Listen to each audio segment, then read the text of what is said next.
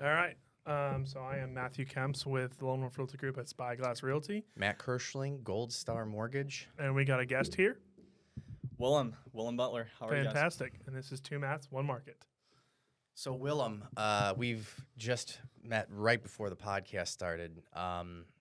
You walked in to the new office, and you've been training with Matt. Nope. This is a client. He's a client. Unreal. See, now I'm way off. So, tell me about yourself. Tell me what you're doing here and connecting with Matt and all of that. Yeah, so we had a little property showing today. We're looking for his primary residence, looking to see kind of what we can work with in regards to either smaller condos, potentially new constructions. But Willem also, he's working in a startup right now, his own startup, and I'll let him kind of touch base on what his company does and where they are in VC side to investors and all that good stuff too. Yeah, absolutely. So I initially moved to the Austin area September of last year with my co-founder. And Wait a second. I know your dad. Yes. Okay. Yes. Continue. yep. So yeah, we ended up moving down here because we raised a round of venture capital for our startup Scale Mal. And yeah, he ended up buying a home in the Kyle area, and I'm looking to do the same and get a property that, I could go ahead and live in. So, yeah, definitely it's been interesting journey so far. And yeah, overall, really excited about it. Kind of tell me a little bit more what your company does. Yeah, right. Yeah, absolutely. So ScaleMail is an AI-powered cold outreach tool, and essentially it uses AI to personalize your email at scale. So we designed the tool for small sales teams, whether they're startups or larger companies that happen to have a small sales team. And ultimately, we're looking to leverage AI to replace a lot of the lower level functions that you see with sales reps in organizations. A lot of, I guess you could say, the burn and churn of, writing personalized outreach. That process can take hours out of a day for a rep who is scouring LinkedIn, finding information that's useful on their prospects. And our AI does all of that automatically at scale and really helps companies scale their volume up in a way that's safe and compliant. So a lot of like top funnel stuff. Yeah, absolutely. So really it's, for reaching out to prospective buyers that don't know of your product yet and whatever it is you're selling. So we have startups using the tool. We have agencies. We've even had, realtors interested in the platform as well. So, it's industry agnostic. We have a lot of people who are interested in using the platform for selling, whatever it is that they have. Mm-hmm. And yeah, pretty early stage at the moment, but we're really excited for, the next couple months. And we're, working pretty hard on disrupting the market. Fantastic. Congrats, man. Thanks. What made you decide to, typically when I hear situations like this, like how did you identify that there was a problem for this, you personally, and then make you want to get into something along these lines? So that's a really good question, and I have to attribute a lot of that to my co-founder, Mike. And Mike, he has a lot of sales experience. He's worked with, companies managing and building their teams and organizing, sales reps. So this was probably about 2 years ago now. He ended up bringing me on to a company which was an outsourced sales agency, and they had some pretty large clients that they had over 100 BDRs who were dialing, running cold emails, practically everything you could think of. And one of the problems that the organization was experiencing, including all of their clients, was email deliverability. So we were sending high volume of email across all these clients. However, they were not landing in the inboxes. So it was hitting spam, large bounce rates, and we were tasked to figure out a solution for this. How can we solve email deliverability? So, we ended up working together. We came up with some tools we were integrating, and it was really him who realized like this should be a product that we should go ahead and build. And took me a while to warm up to the idea of it, but eventually, we bit the bullet and started building on it. And I think it was about 6-7 months later, we were able to raise our first round of capital. So yeah. Nice. And so playing devil's advocate and kind of asking questions that I feel like people watching this might ask. So I've sat in dozens of sales seminars as a salesperson myself. I'm constantly trying to figure out what the next thing is. And over the last few years, a lot of sales seminars have said to me, email's dead, right? It's a form of communication that is basically an internal form of communication from people that you're expecting to receive email from, that video messaging, text messaging, hell, even arguably direct mail is a higher conversion ratio than something email related. What would you say to that?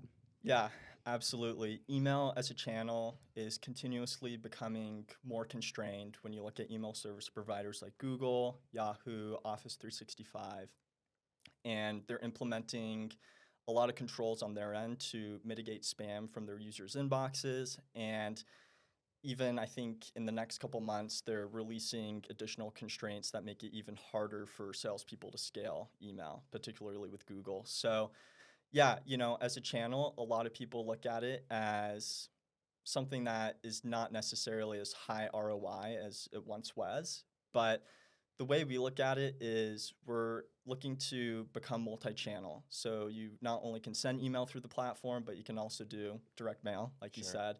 You can also send social media messages and LinkedIn, things of that nature. So that way we kind of broaden the tool set that we can equip salespeople with and make it much more of a modular platform than just email. Gotcha. Completely. So ultimately, Big Picture is becoming just kind of a one-stop shop marketing company for small to medium-sized businesses, and doing it all through artificial intelligence. Yeah, absolutely.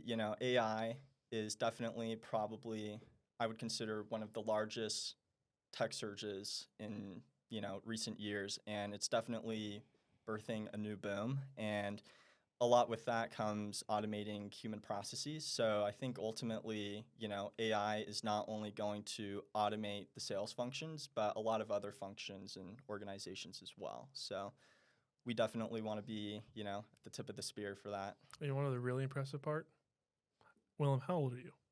I'm 21 years old. Yeah. Yeah. Well, I mean, that's the generation that's doing it, right? I mean, this reminds me of like the whole .com boom and everything along those lines. I mean, I'm old enough to be there for that, and I remember guys that were at my age at that time, were building websites and stuff, and that was like. Would you agree? Question here. Would you agree Mike is more on the sales savvy side?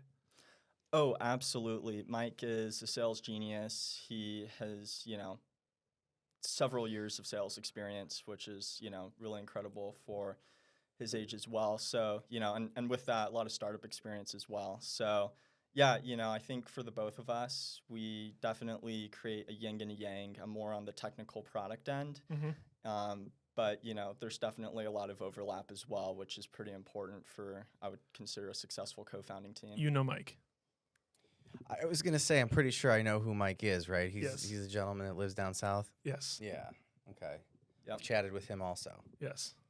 So, From there, so give us a little background. Where'd you grow up? I understand that Scale Mail brought you out here. Kind of tell us where That's you're the name from. of the company? Yep. Scale Mail? Scale Mail. Right on. Shout out to Scale Mail. Yep. Give us a little details on like where you're from. Tell us like a little bit about you and that kind of stuff. Yeah, absolutely. So I'm born and raised California in LA area, San Fernando Valley. And yeah, growing up, I come from more so creative musician background. Ever since I was really little, I've been playing the drums. And, for me, that's like my favorite pastime. Still do it all the time. And yeah, it was really through middle school and high school, I started getting into computers and what I would consider more so like graphic design, which ended up transitioning its way into learning programming, and then post high school getting into the startup game, which, I think that definitely helped kind of fuel the product development, product design end of, building a tech company. Sweet. So a lot of the questions I have in regards to the company, we kind of have two Mats, one Mark. It's usually real estate related, but I do have a podcast that's very entrepreneurial based. So I've got like a list of questions that I typically will ask. I mean, any business owner who has been on here has used some form of, AI, if you will, whether it be through a CRM or anything along those lines. What would you say that your company's doing that's a little bit different or stands out, in comparison to some of the other companies that other people might already be using? Sure, absolutely. So one thing I would say right off the bat, which is actually pretty new, is we're offering AI unlimited. So you can essentially sign up for the platform. A lot of other tools in the market, you're paying per token, whatever that metric might look like. For our platform, we're actually offering a lot of our users unlimited AI. So it doesn't matter if you're sending 100 emails a week or a couple million. That's something that we're pretty excited about. And, ultimately, there's a lot of other competitors in our space who are solving a similar problem. How do you pair AI with email in a way where you can cut out that SDR function in an organization? And for Can you us, tell us what SDR means? sales development representative. Mhm. So typically kind of more of the entry level position in an org where maybe they're interacting with an account executive, but they're the ones who are doing the dialing, the emailing, LinkedIn outreach, a lot of that stuff. So, we're looking to get to a point where we can leverage AI to automate that function. But I would say as far as like a differentiator from our product with a lot of others in the market, would actually be user experience. There's a lot of sales tools in the market, CRMs, maybe even more legacy tools like HubSpot, Salesforce, and a couple new ones. But I think one consistent thing we've seen with most companies we've spoken with is they're incredibly non-user friendly and they're pretty antiquated user interfaces. So, Why do you think that is? I think a lot of these larger companies, they've been around for decades at this point, and they have pretty bloated teams. So I think for them, for example, like a Salesforce, if your company is using them as a CRM, Mhm. it is incredibly painful to migrate to another platform because your org is sitting on top of it. So, at that point, user interface doesn't really matter. Everyone on your staff's trained on it, and it's just incredibly high friction to say, oh, well, we want to switch to HubSpot now or another sales tool. So, in that case, user interface isn't really that necessary, but it's still something that, I think sets us apart and makes it really easy for anyone, whether you're an expert or, entry-level salesperson to start using the tool. Would you say that you're attacking businesses more that are consumer direct in terms of like going after clients directly, or is it B2B where these are businesses that are going after other businesses? So it's predominantly B2B at the moment. Okay. And yeah, really we're targeting startups, small businesses, agencies, some larger companies that are like on the enterprise level. And yeah, really the tool, it's industry agnostic. Anyone who's looking to sell anything, email is definitely a channel that can be leveraged. So, we've built that in that direction. And then what's it cost? What's it cost? It starts at $99 a month. And then so. is it subscription based? Subscription based, yeah. And then is there an enterprise platform? So we do have an enterprise plan. There's not really a price associated with it. It's kind of just on, customer. User base? Yeah, Got it. exactly. And then what's onboarding like? I mean, you made mention about the user friendliness. Is it that user friendly that, anyone, including my grandma, can just get to it? Or do you guys offer like onboard training and everything along those lines? So we're still in a bit of a closed beta, I would say. We haven't officially launched yet. Gotcha. So typically someone goes to our website, they book a demo, we show them the product, and then we book an onboarding call to get them set up. We're in the process of creating a self-service onboard, so it's much easier for people to just go to the website, sign up, start using the tool for free, and then upgrading. Okay. So yeah, that's kind of where it's at the moment. Sweet. Right on. Cool. What else do we need to know, man? Yeah, if you're looking to scale your outreach and, you don't want to spend a lot of money on a sales team, then we're definitely the tool that could go ahead and help empower that. What's like the biggest pain point you're experiencing in your entrepreneurial endeavors here that's kind of keeping you from getting to that next level? It's a really good question. Everything. Everything. Well, Yeah. what's the biggest pain point?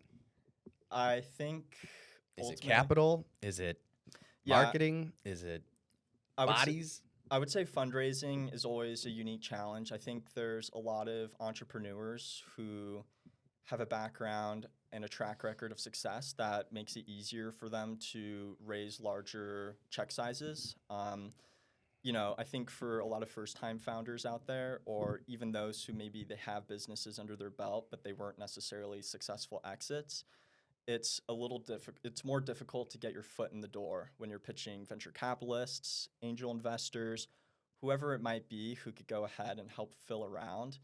It is, the classic example of your Airbnbs or, Twitch, right? Tech companies that went through like an accelerator program, but they ended up having to pitch hundreds and hundreds of VCs before they got a single yes. So Mike and I, we definitely experienced that, but we were fortunate enough to raise from a good VC firm here in Austin, Antler, which has been really helpful. Have you used your own software to go after venture capitalists? So that's a funny one, actually. So we do use our product internally for our own email outreach. However, when it comes to actual fundraising, seems like investors are not as receptive to cold email as a channel. So we use, for example, LinkedIn is a good one. Also, warm referrals from people on our network, and that typically is pretty good way to go about it. Sweet. What are your thoughts? Kemps used to do stuff like this. You probably have some questions you can ask that they're going to be Are way you referring to like the startup side of things, or are you referring to like where are you referring that to? the tech side. I mean, didn't you do software sales or something like that, or am I just making that up? Kind of. I was an account executive for a managed service provider that focused on the legal vertical. So it's actually it's my dad's. It's a family business. Basically helped build a territory here in Texas, Louisiana, Oklahoma, Missouri was kind of our good little go-to area. Built out territory here. That's where I kind of learned the root of sales for me. And being totally blunt, a lot of the stuff I actually learned was afterwards from that guy right there. From him, a little bit more coaching, but a lot of stuff I do actually came from Matt in regards to how I approach a lot of things in my business now. I've made a lot of mistakes. But so have I. From him. Just kidding. Not from me. I tell everyone my mistakes so they don't make them. Sure. Yeah, I mean, that's definitely the best way to go. I feel like for just about anything, being able to get your hands dirty and actually try something and learn from your mistakes is always, I would consider, the best. We actually had let's deep dive into mistakes, okay? I'm ready. Let's do it. Okay, so You're going to need an extra SD card. Might be that terabyte. Okay. Yeah. So we had Matt and I both had a chat with someone we work with very frequently yesterday, where it's more of a like life, how would you say, life correction? I didn't know where you're going. Yes. Okay. So a little bit like a life correction, life coaching, just not really sure where he or she wants to go with her life right now in regards to like decision making. Okay. And you can tell there's a sense of fear or just something holding back. And I can definitely say, like, we've all been in the spots where it's like that, and we learn more from those experiences than I think we do from our successes by far. Because success, okay, I did it right.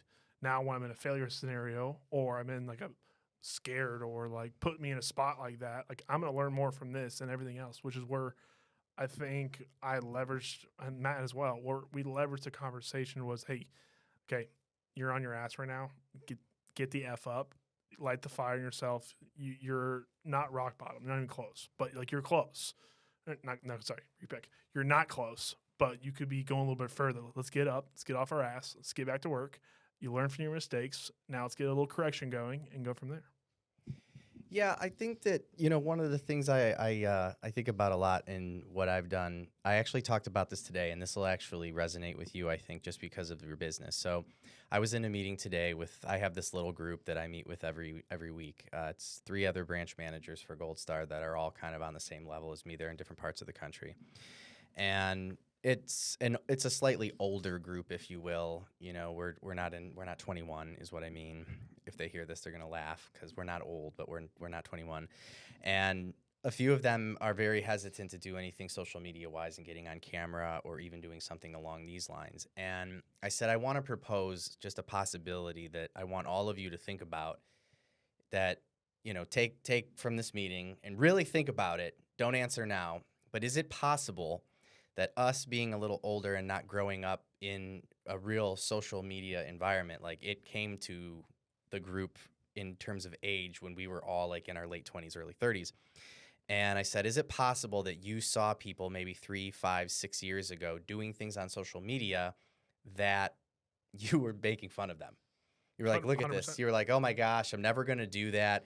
It is so dumb that they're getting up and putting this video on or this mini commercial or even doing like a TikTok or something like that. And flash forward 3 to 5 years, and now, every single coach, every single salesperson, everybody in tech is like, you need to be getting on social media, not only to generate new business, but more importantly, so that people who you have already connected with, who are thinking about doing business with you, can kind of troll you, for lack of a better term. Know who you are, Troll watch card. these podcasts, all that kind of stuff. And I mean, I've had clients contact me where I haven't even had to sell them because they're like, we've watched like 3 of your podcasts. We were referred by Matt, for example. Like, we feel like we know who you are. What do we need to do to get approved for a loan? And I said, is it possible that you made fun of them in your mind or maybe even out loud, and now you're going, shit, I got to start doing this. Like, this is what I got to do. And one of the things that might be really holding you back, and especially as salespeople, it is very, very hard to go all in on an opinion or thought and turn around and be like, I was wrong, right? Completely. I think people are like that with politics. I think they're like that with business. I think they're like that with life decisions. And so it's one thing to like make a mistake and be able to say, I made a mistake. Like you called it, get up off your ass, get going. It's really hard to be totally convicted in a decision that you make, and then not only make that mistake, but like go so hard on that decision, like go all in. And then when I'm pot committed. right, I'm pot committed, and you lose, and you're like, man. And now not only do you have to admit that you were wrong, but you got to tell everybody, like, not only am I wrong, but I'm going to go and do all the shit that I talked shit about and said I would never do. You thought you had pocket aces and lost to a flush. Right? It's embarrassing, Yeah. and it's like, but in addition to your analogy, it's like making fun of a guy who did that. Yeah, you went all in on pocket aces? You idiots. Right. And then flash forward a week later, you're in another game and you do the same thing. Not only did you lose your money, but you talk shit about the guy who did that a week ago. Yeah, completely. And so I think in business, in life, that is what's really hard. It's not about getting, they always say like, oh, if you get knocked down, you got to get back up. That's true, but it's really hard to talk shit about someone who got knocked down and now it's you, shoes on the other foot type of thing. That is what I feel like is, and I felt the wheels turning in the meeting, because I mean, I was one of those people 5 years ago watching people jump around in front of the camera and shit, and I'm like, well, actually, it was more than 5 years ago. I was an early adopter to this kind of stuff, all things considered. But when it first started, I mean, even having a Facebook, I was like, Sure. this is stupid. I remember when Facebook was presented to me. I was 25 years old, and I was talking to this girl who was like 22, and she was explaining it to me. She was still in college because it started. You had to like be in college, and didn't you have to be friends with Mark? It was out of a certain university where you had to be at that university, and then they expanded it to other schools. Am I? What was before Facebook? MySpace. MySpace. Yeah. Well, Facebook. Wait, hold on. Wasn't it Mark you had to be friends with? No, I thought. Yeah, Mark Zuckerberg. You had to be friends with Mark to be on Facebook. At sure? Harvard. Yeah, it was It was like at Harvard, right? Yeah, if you had a at harvard.edu email, you could That's how sign you up first for got it, and then like Mark stole that idea from the Winklevoss twins. Yeah. Did you watch the documentary? Yeah. Yeah. Yeah. I just remember this girl explaining it to me, and I was like, this is the dumbest shit I've ever seen. Yeah. And there was no way I was getting a Facebook. And now we're on it every single day, no matter what, and it's part of our business. Well, yeah, I mean, it's TV. I mean, that's one thing I think about. Shout out to Gary Vee. He was, 10, 12 years ago, basically saying that social media was going to replace television. And yeah, you still have like your Amazon channels and everything along those lines. But what are you doing when you're watching? You're fucking scrolling. Yeah. Come on. Like, my wife gets so pissed. don't tell me your phone's down and you're like deep diving into a okay, movie. Okay, so example though, so like I'll be like laying on the couch, right? And I'll have my phone, I'll be sitting this, I'll scroll, then I'll like check out the screen. She'll, thought we were watching TV together. Oh yeah, yeah. Sorry, Kaylee. No, trust me, that just resonated with like 99% of the country Okay. or the world. But yeah, again, I mean, these are all of these things to go into making mistakes. Like making a mistake naively is so much easier than making a mistake when you like double, triple down on something and talk shit and said, it's not like, not only are you wrong, but like, it'll never be me. That'll never happen to me. And those are tough to come back from. So I'm going to go on a different topic change here. Willem, apologize, it's not related to you as much. I'm going to dive into, for anyone who's an agent watching this, the Travis County, Williamson County, and Hayes County property tours, virtual property tours. Yeah. Okay. So I've been working with Matt, Julie Kuntz at Capital Title, and a startup company by the name of Home, Nonvo, one of their co-founders. And we're going to be putting together what's called a virtual brokers open. So basically you can go to, I'm going to use an example, like you're an agent, okay? Matt's hosting this, but you and I are both agents. I'm going to say there's another 15 others in the room. Let's say you had a listing that you want to present to others, and you just want to have maybe some feedback to it. Like you're biased to the listing, your seller's biased to it, and you want to understand like, okay, why is my property not selling? We've been on market for X amount of days, and there's something we got to do to correct this because I feel like we're priced right. I'm not sure what's wrong with the listing. It might be photos. It might be a description. It might be staging. It might be certain things, right? But we kind of have like a scenario where we're a little biased, like I killed it. Like this shit looks good, but sometimes we are biased. So these virtual broker opens basically allow, instead of having to hop into a car and you're doing these broker opens where you drive on a caravan from car to car or from house to house to house to house, taking up multiple hours of time, we can sit down for an hour to 2 hours. We go through about 20 to 25 different properties that people have listed, provide them feedback. Now we start getting inventory moving a little bit faster. We get some more transactions in the city of Austin. And when that creates a little faster market moving, we already have low inventory, so now it's going to increase a little bit more higher prices. Well, and it showcases the property to other agents who might Correct. have buyers that are, looking for homes as well. So just to kind of unpack what Matt said, because I felt like that was pure jargon that I completely understood. I'm so sorry.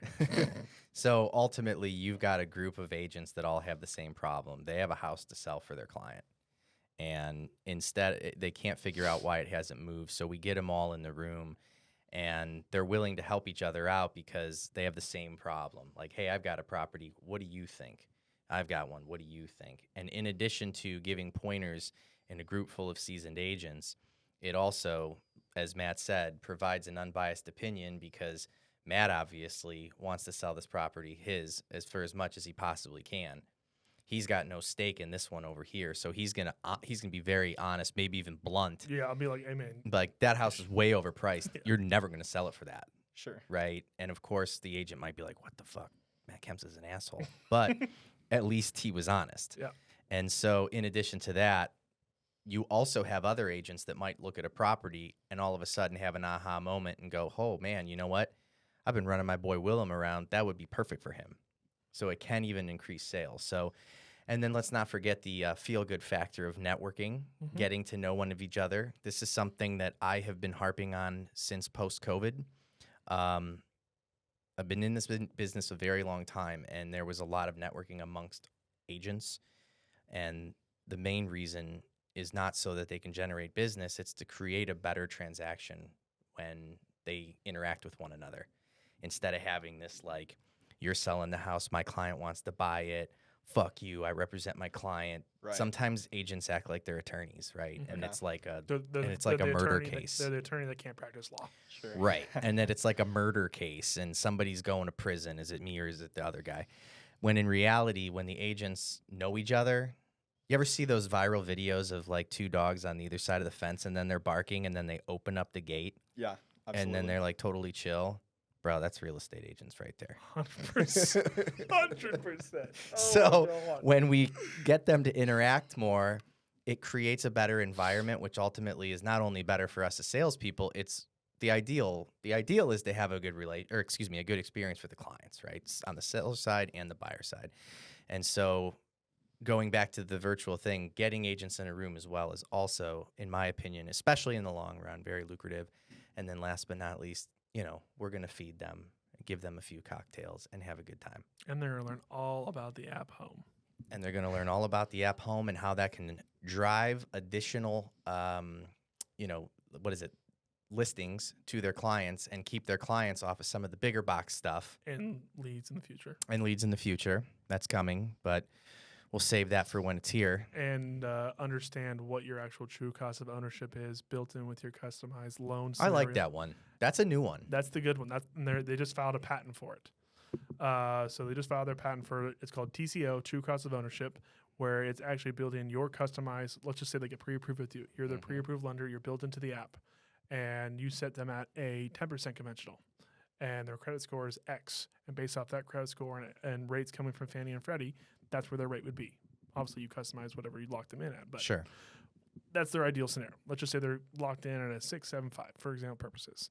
Well, then now it's actually going to tell them what the utility cost is for each of the homes, and it's including utilities. So what that is going to be water, electric, gas, waste, and internet. So you have all of that built in. The internet thing was pretty, like, we don't really include that into utilities as much, but it's another cost that we have. Basically builds that in, and now you have a full cost of what it actually lives there, or what it costs to live there per month. And instead of searching by list prices, you toggle to the TCO toggle, and now you only see monthly cost. So now I got to play devil's advocate Yep. because I have an app that allows clients to ultimately go on and use the exact mortgage calculator that I use to calculate what their potential payment could be for a purchase. I give it to real estate agents and I give it to buyers also. I'd say You're the boogeyman. 80% of them use it, right? But of the 80% that use it, half of those people want to contact me to get like Exact. a verbal that like they've done it correctly. So on the home app, do you have fear of that? Because hypothetically, I love that. that they're going to contact you. Okay. I love, or contact you. You're built into it. You're going to be the preferred lender. Yeah, no, I get that. My only concern is that it's like, if I gave you, I mean, literally, I'm giving them a calculator, and this is ultimately what the total cost analysis type of thing is. So you give them a true cost of calculator, ownership. true cost of ownership, excuse me. But now every time I give you this beautiful calculator and you're typing it up and you're like, oh, 2,500, I like that. And then like every day you go like, hey, Matt, did I do it right? Sure. Did I do it right? Well, you don't have to worry about doing it. Did I do it? It does it for you. That's what I say every time you guys call me. Well, they're still having to push the numbers in on that end. We set up their profile for them. They're not doing anything. All they're doing is looking at properties. Yeah. So when you're on the app, I'll just throw a demo up here right quick. So you're on the app and you're looking. Yeah, we don't have the. Yeah, I don't have it up right now, but it's okay. We just reset. We'll go into the next topic for the new office. Yeah. Okay. So you're on the app, instead of like looking at like pretend it was Zillow. Say it's the same idea. You're looking at Zillow. It has a bunch of different property little tags that you can click on. It says 1.2 million. It says like 850,000, 650,000. But instead, it's going to say 13.5. So 13,500 per month, and just basically gives you a cost. So you shop that way, they're going to think, okay, maybe it's not perfectly right. Utilities have been seeming what I think a little bit high. But now it's on the higher side. So now, like when Matt comes through and he says, actually, your cost is going to be 12,800. Like, oh, sweet, just save $700. Right. I mean, that would be best case scenario. Yeah. I just know from my experience, it's like you put these systems in place to basically provide and educate and make things easy, so that they don't have to call you on every single house that they like look at. I want them to call me though. Yeah, you want them to call to view it. No, I want them to call me. Any question you got, you call me. All right, fair enough. Maybe I'm out of touch. Call because you're just like a pain in the butt scenario, because you don't actually know, and this goes to our industry stuff, you don't actually know yet if they're going to buy that house Right. until you and I Well, basically talk. I've literally had guys that have sent me spreadsheets of 40 homes. Yeah. And I have to be like, I'm not. This is not an option. This is a hard pass. I will not do this. And I know you haven't even seen these. They're like, well, I don't want to see them if I don't know what the payment is. And it's like, doesn't work that way. On the flip side, though, it does. We do this, actually. Where I have an investment spreadsheet where we won't look at a property unless it's cash flowing. Well, that's totally different. I understand it's totally different, but I mean, investors, that's a whole nother animal. I'm just saying he could be looking at something, or his dad Les could be looking at something, and we're looking at like, okay, what's this one cost per month Right. on TCO? okay, it costs this, and you're built in with 20%. Well, you know, we're planning to put 30, 40% down scenario or whatever it might be. And then we run through the spreadsheet. We look at what our CapEx is. We look at any additional expenses we have. All right, do we get a green number? Does it cash flow? If it doesn't cash flow, okay, sorry, we ain't even looking at that one. Did you build that out yourself? Absolutely, I Oh, did. boy. To get Willum involved, I got a question for you. Yep. Do you know who Grant Cardone is? Oh, here we go. I know who Grant Cardone is. Yep. Okay. How do you know who Grant Cardone is? He is, you know, one of the very flashy, media-heavy entrepreneurs who made his money with real estate. Yeah. We just saw him speak last week. We did. He was in Austin. He almost ran me over. Wow. We should tell that story. Okay, hold on. Let Matt go on this one. So I go to see Grant Cardone speak at ABOR, the Austin Board of Realtors, and there's like almost no parking in the parking garage because I'm there like 5 minutes before the presentation is supposed to start. So I go and park at the plaza that's directly next door, and I'm walking down the sidewalk, and as I'm walking in, I decide I'm going to go through the parking garage and up the elevator. And as I'm walking across the driveway to the parking garage, there's this big black Cadillac SUV that is pulling in, and I'm thinking I'm the Hauling pedestrian. ass. Yeah, I'm like, I'm the pedestrian, you know, this Sure. dude's going to slow down. And I mean, I get like a quarter into the driveway, and I realize this dude is not slowing down. So I stop, and he drives by, and we kind of lock eyes, and I'm like, that was Grant Cardone. Which I can understand why he was in such a hurry, because I thought I was going to be late to see him speak. So he was super late. His wife went on first, though, so it ended up working out. But I'm sure I'm sure there's a little audible there. right. Yeah, maybe. But it was an interesting presentation. I'd say overall it was good. There was there were some good nuggets in there. But What are some of the ones that we were going to use? Like these phrases he said that we were going to steal. oh, I don't know. I remember the one that he was talking about people from every religion bowing down and praying to, instead of praying to their God, they pray to Grant Cardone.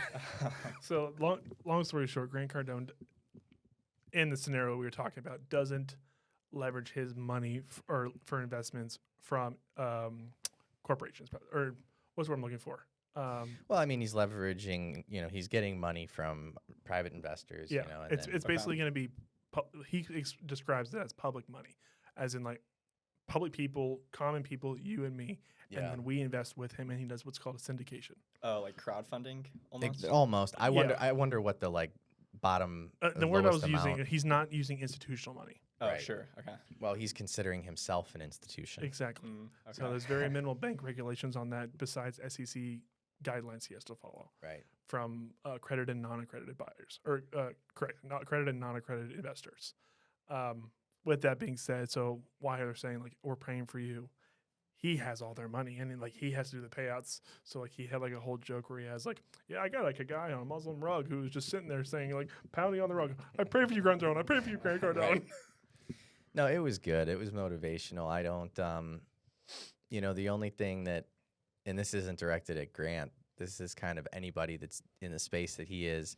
One of the things that I have a difficult time with when I see these speakers, because I go to them for two reasons. Number one, I go because it is interesting to see some of these things, and I do definitely take some things away, which is fantastic. However, I go because I want to see if everything that I, think as far as like the bullshit is true. And the one thing, and again, not directed at Grant, just in general. Who attends.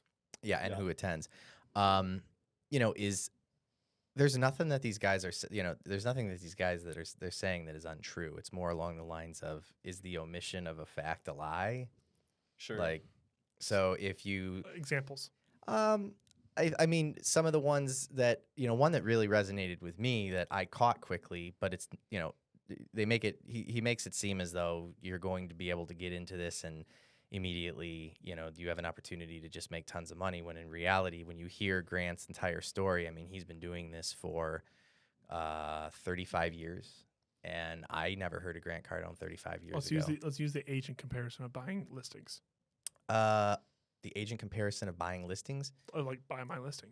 Oh, yeah. So which is for majority of agents not accomplishable. yeah, a lot of what we see in this business, and in fact, I just had a meeting with another company that's doing this whole bridge thing that I was mentioning to you, and it's very similar where it's easy to say like I'll sell your home guaranteed or I'll buy it, right? Sure. Not an untrue statement. The part I'm leaving out is you want $500,000 for your house. I'm willing to buy it for $425,000, like a full blown fire sale. So I'm not lying when I say like your home sold, we guarantee it or I'll buy it. Right. You see what I mean? Yeah. There's a lot of that in these meetings, that and I think in business as in life, and going back to the fall down, pick me back up.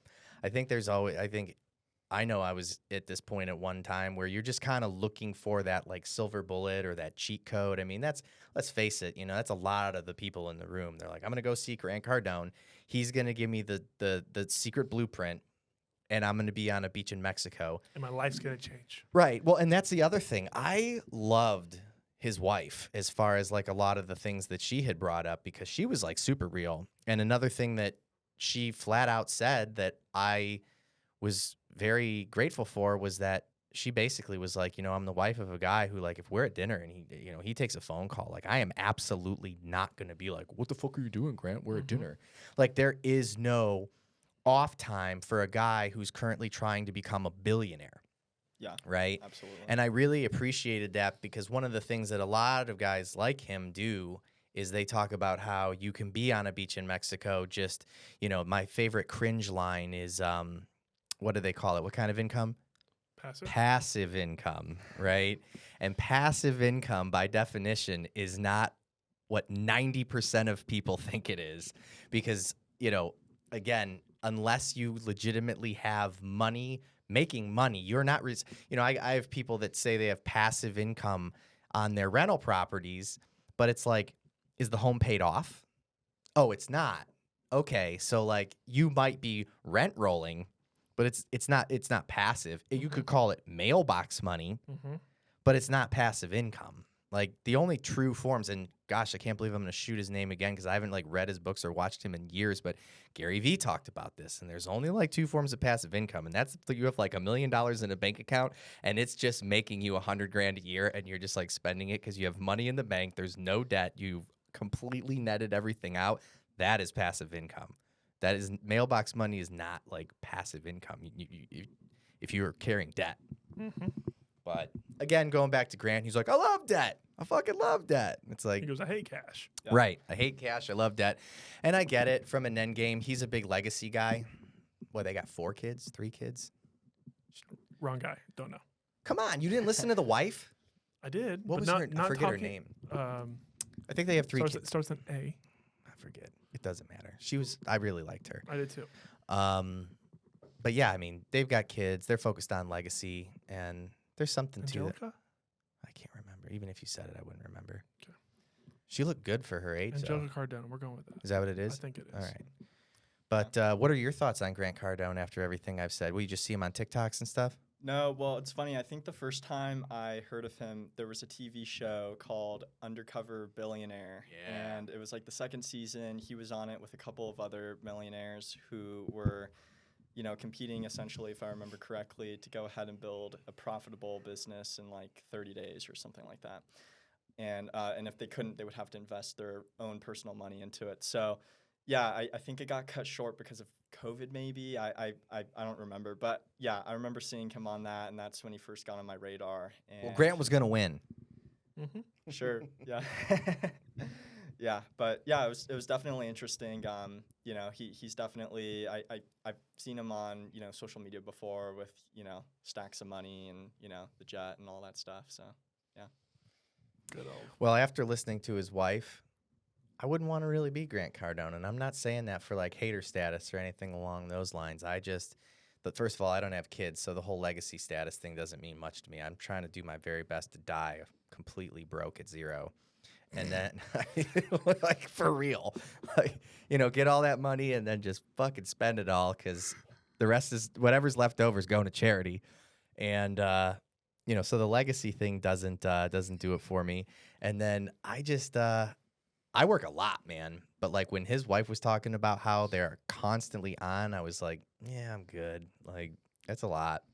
We need to unwind. It's hard to think that someone works more than us. You gotta love it. You know, the owner of my company, Dan Milstein's one of these guys where, you know, he basically built up this, you know, company, Gold Star, and he ultimately now is he's a sports why can't I think of the name of it? Agent. He's a sports agent for hockey players. That's like so he does for fun. And so he's got people that are basically running Gold Star, and then he's doing the whole hockey thing. But like this dude is constantly like, I've been out on his yacht and stuff like that, and he is just always working. Like we're on his yacht, having a great time, fully catered, open bar, servers on the yacht, and this dude is like on his laptop. Sure. And we're like, Dan, what are you doing? And he's not like stressed out about it. He's not like, hang on, guys, I'm gonna try to finish up. He's like, no, this is like what I want to be doing. So I just think it's different strokes for different folks. Yeah, I mean, you know, work is play for some people. So Right. once you figure that out, it's nice. I'm close, but not all the way there. Close to what? Work is play. Close. I just like winning. You know, that's one of the why I'm things. at this job. Yeah, that's one of the things I've identified is like, you know, I've given this speech before, and I actually I stole it from someone else where he was like, I hate like 80% of my job, but it's work. And 20% of it I really enjoy, and then the overall 100% is like all about the win, and I really like winning. And I was like, that makes sense. I Because also really hate losing more than I hate winning. agreed. You know, I think about I got a good friend of mine who is the piano player in the band Charlie Crockett, and they've gotten really successful, and they're touring the world. I mean, he was just over in Australia, and to watch even a musician kind of go like, fuck, I got to go to work. Mm-hmm. You recognize, I mean, you as a drummer, I'm sure that resonates with like, you know, you might think like if I could be a professional drummer in like a super awesome band, that would be amazing. But I promise you it would be, but it would also still be work at times. Oh, absolutely. Yeah, I mean, even with like, you know, startup work too, because I love it, you know, and it's fun and I enjoy it and that's why I do it. But, you know, I think with everything, there's always, you know, a ratio between how much of it is passion and then there's still kind of the grind associated with it. But I will say the losses. I had a loss today. Yeah. Tell us about it. All right, it's on the market right now. I lost a listing appointment. Why? Don't know. Hmm. Don't know. So, and I thought I killed it. Like I walked out. Oh, of wait, there. you made the presentation, but you didn't get the listing. Yep. Oh, I thought you meant like you had an appointment and they canceled on you or something. No. I did Okay, the full so you listing. ran the Yeah, appointment ran the whole appointment. and then you didn't get it. It was a discounted listing. That could be why. I convert discount listings into full commissions. Mm-hmm. Okay, and they were like, "All right, we're ready to proceed with you." Basically, did my whole shebang, and they're like, "All right, we're going to go live on such and such date." And then all of a sudden, the day before such and such date, hey, you know what? We're just not sure right now. I'm like, okay, okay, we have a listing agreement signed though. Then I get a message back, hey, you know what? We need to terminate the contract. We just want to have this out there, especially with our terms. It says the MLS is going to go live in the next 5 days. We just want to make sure that we have that. All right. Okay, I'll cancel. So I cancel the listing agreement. But they didn't tell you why? Nope. I try to get out of them several Isn't that times. the worst? It's the worst. Wow. So then this morning when I opened up the MLS, usually properties go live on Thursdays and Fridays. And so I looked this morning, looking at what inventory looks like, just checking market, and I see the address. I'm not going to say what address it is, but I see the address. And I'm like, motherfuckers. Do you know who they listed with? Oh, yeah. Does that give you any clue? Discount. Okay. So I lost to discount, which even like it's more insulting. Guy or but girl? Team, husband, Mm. wife. Mm. My phone has rang 7 times during this podcast. Same person. Well, Might be a lead. It's not. It's an agent. okay. It's okay. Let's wrap it up though. So yes, I lost and wasn't happy about it, and still not happy about it, and it's still pissing me off right now. But What are you going to do about it? fucking get some more listings, dog. I think you need to. I think you need to stay on top of that listing. Maybe even find a buyer for it and figure out what happened. I consider just like I know someone looking in. As petty as this is, I know someone who's looking in the same zip code at the same price point. They're pretty set on a house. I'm about to just ping them, be like, "Hey, you want to go check this one out? I just came on the market." I would just love to write the contract where I get the 3% dinger, where they wanted the 1.5%, but I bring the buyer, and That's I'm what like, I mean. hey, I could have saved you some money there, dog. Yeah. No, that's Oh, you should do that. okay, I'm going to. All right. Well, Let's wrap we it all gotta up. we gotta finish it up. Go around the table here. We'll start with Willum. Willum, we always once we get everybody lubed up, through the podcast, can I have you look right in the camera and tell us who you are again and everything that the people need to know? Yeah, absolutely. So I'm Willum. I am co-founder of ScaleMal, AI-powered sales enablement tool, and I'm here with Matt. Bang. Matt Kirschling, Gold Star Mortgage. We are ramping up in the market. Spring market is coming. I am feeling it. We're seeing it. And we are seeing multiple offer situations. One of Matt's clients wouldn't think that, though. She told me otherwise. She doesn't want to work with me now. But the point I'm trying to make is it's happening. She doesn't work in real estate. I do. And you need to make sure that if you have financing associated with your loan, that it is without home sale contingencies and that you have a lender that's going to be reaching out to the listing agent and doing everything they can to make sure they choose your offer and not someone else's. Bam. And again, I am Matthew Kemps with Lone Wolf Roads Group at Spyglass Realty. Going back off Matt's point, there are several multiple offer scenarios that are out there. There's also high days on market that you can take advantage of those offers or those properties to make offers that are competitive. With that being said, I am trying to get some more listings because, we're trying to get some more listings, dog.